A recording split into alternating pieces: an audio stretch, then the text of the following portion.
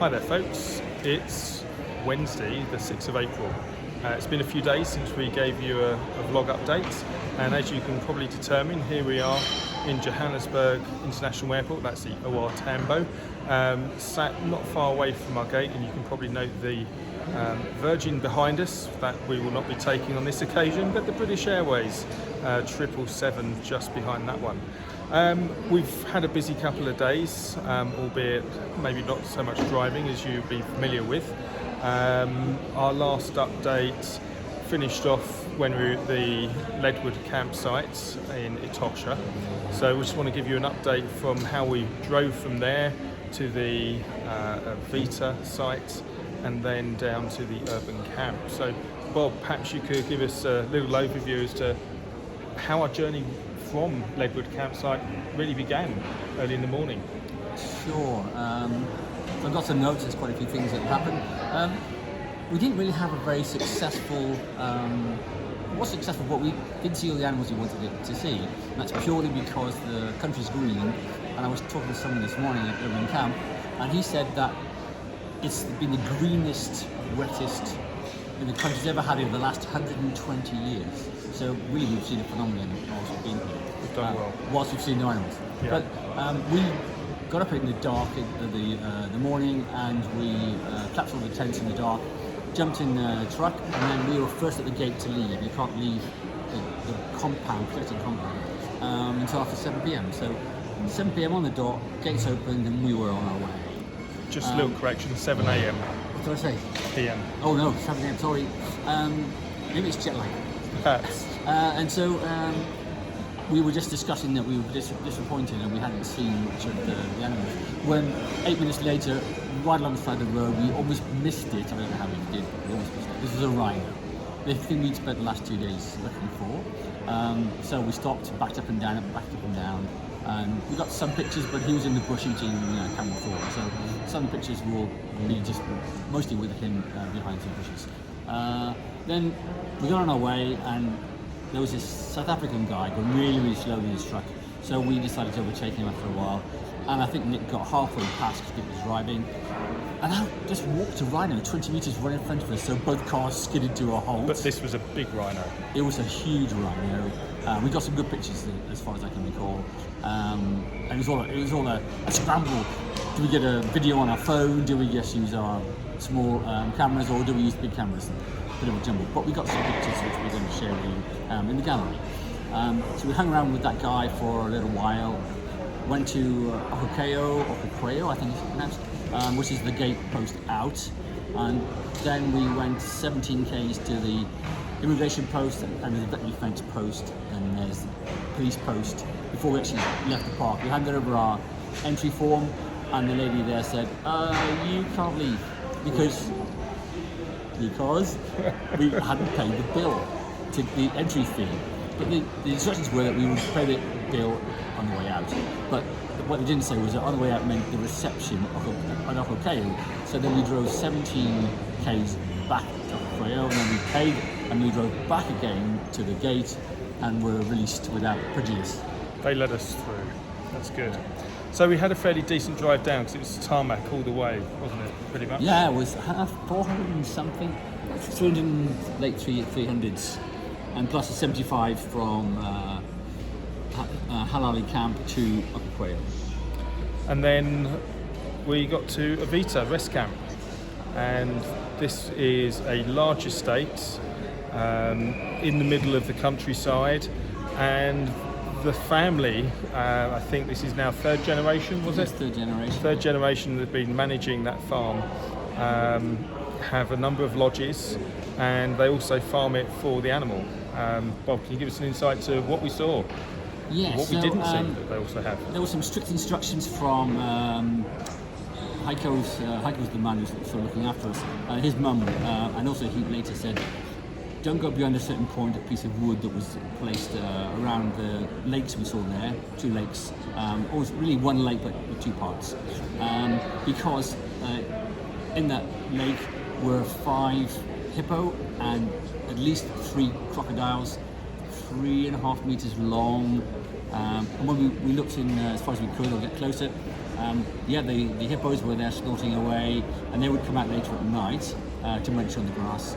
And the crocodiles were already there sunbathing.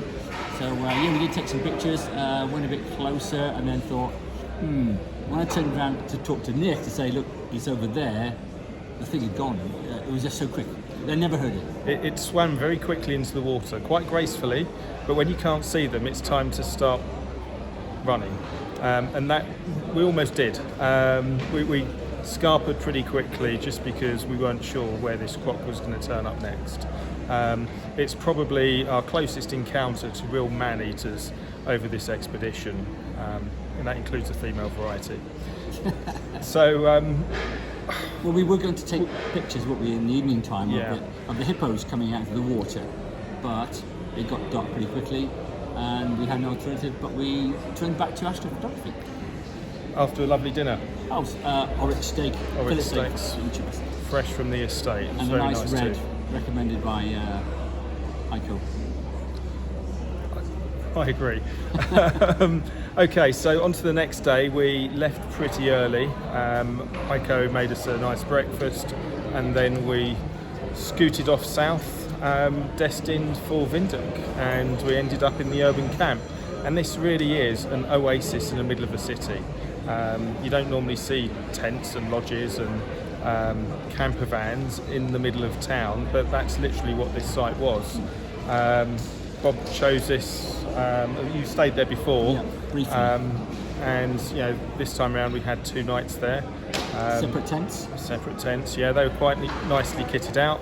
There were mosquito nets inside around the beds.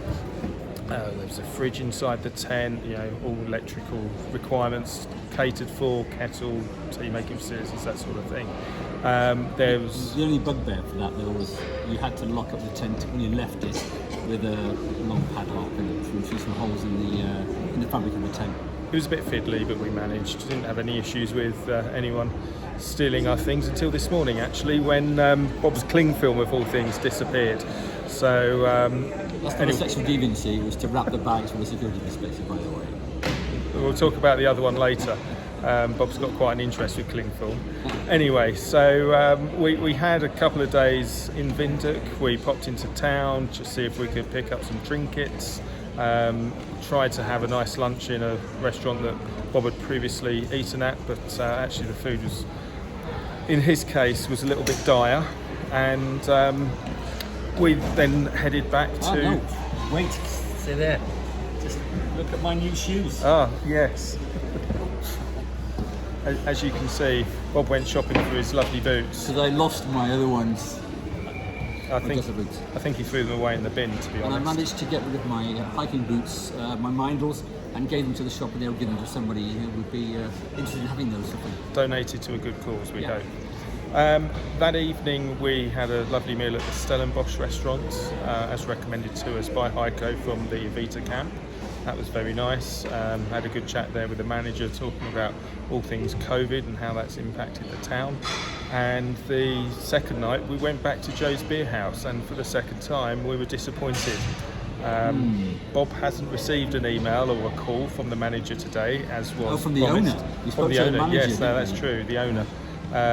But I suspected it wasn't worth sharing any details. But anyway, we'll see. Maybe they'll prove us wrong. So today we were then picked up by the vehicle hire company and dropped off at the airport. Yeah. So we got to Windhoek in good time, had a fairly easy trip through security and international border, filled in another form just for the sake of it. They prefer forms in their style rather than our printed nice and neat, so we just did it for making life easy, really. And here we are in Johannesburg. But we're not sure about the luggage. We're still not sure. We couldn't see them on the plane being loaded, but the agent was a lot more confident when we were at the check-in desk. So hopefully they'll make their way to London. If not, at least we can go home and get a spare change of clothes. Yes. So Bob, anything else you think we should add for the audience before we head on our merry way? Yeah, I think if you were going to Namibia and stopping in Windhoek, urban camps it's reasonably priced actually. And then my preference would be, although Joe's beer house is 5-10 minutes walk, it's cheap enough to jump in a cab and just go to Stellenbosch. That'd be my preference. The service is great, the food was really great, it was hot, it was nice tasting. That'd be my preference. Yours? I'd definitely do that again. We almost got up and walked out last night because of the internet problem, and there's some gentleman from South Africa, James his name was, who offered to lend us his hotspot, which was very useful because we needed to check into this flight. That problem solved. It didn't resolve the issue on the food. Anyway, lesson learned. Hopefully they'll improve and we can go there again if we were to ever head back to Namibia. Yeah, and now we wait until it's now just before 6 p.m. here, and the flight's at 7:20, and we get into Heathrow Terminal 5 at 5:30 local. All being well. It turns out that there's been quite a few flights cancelled today by British Airways due to issues with coronavirus and other staffing matters. So we're pleased that our plane does appear to be here, and we should be back. Hopefully we'll upload this one on time, and we may be giving an update in the very near future. So stay tuned, watch this space, and if you haven't already, please subscribe, like and comment. It'd be great to hear from you. Goodbye from me. And goodbye from him and me. Goodbye. Bye.